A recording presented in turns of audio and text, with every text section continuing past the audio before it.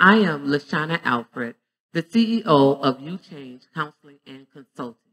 And today I have two special guests who will be sharing with you on the subject of mental health during this COVID-19 pandemic. My two guests are Kimberly Pullom, who is a licensed social worker, and Warrnetta Hollingworth, who is a licensed professional counselor. And so my first question will be to Kimberly Pullom. During this time, during this season, what symptoms or diagnoses have you noticed an increase in? Thank you, Lashanna. During this time, what I am seeing in particular are a lot of people dealing with things such as depression, anxiety, and also just dealing with the struggles that go along with the isolation that's being caused by the coronavirus. Warrnetta?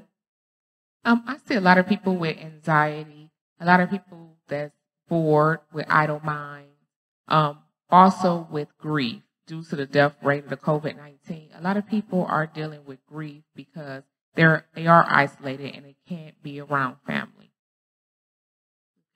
So as professionals, now we know that we have not been exempt from this particular pandemic.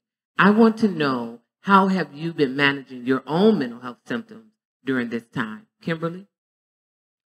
For myself, I just try to really maintain staying connected to people, being able to reach out to family, reach out to friends as needed, practicing some of my own stress management techniques that were working for me prior to this situation, such as spending time reading, spending time on hobbies and different crafts that I like to do, just really being aware of not putting too much pressure on myself during this time so that I can be of service to others. Awesome. Warrnetta?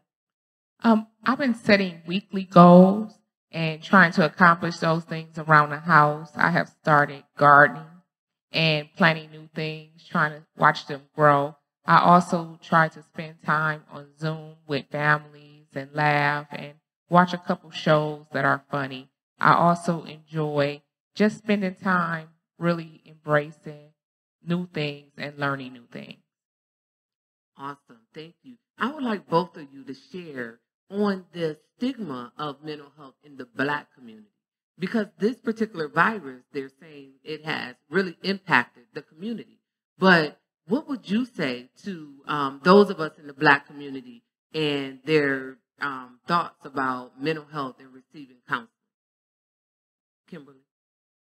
One of the things, Lashanna, you pretty much said it yourself, there has always been a particular stigma within our community in regards to mental health and mental health issues.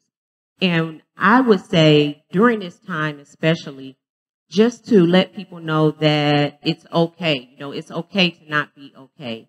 And that there is not any judgment, there is not any stigma. To just within our community offer that support, offer that reassurance to one another, and not feel any type of judgmental type situation in regards to seeking the help that we need. Because what we know is, especially with the isolation, anytime that you are not reaching out, the symptoms will get worse. They won't get better. Wow. Thank you for that. Warrnetta? A lot of people deal with mental health issues or concerns. So no one should feel like they are alone or they're the only ones that feel that way. Really, really seeking the help needed, the trusting others to talk to and just be able to embrace the moment and deal with those issues. Anxiety is like a big issue right now with people, and it's highly curable or highly able to cope with if people just reach out and talk to someone the best way that they can.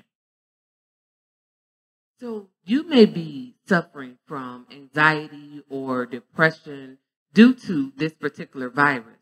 And I would like for Kimberly and Warrnetta to share with you some of the symptoms that you can look out for to see if you are truly suffering from depression or anxiety. Kimberly? One of the things that I point out to people, or two of the things is, you know, it's going to be normal, especially during times of high stress, this pandemic, it's going to be normal to have some anxiety, to have some depression, to realize that your routine is different.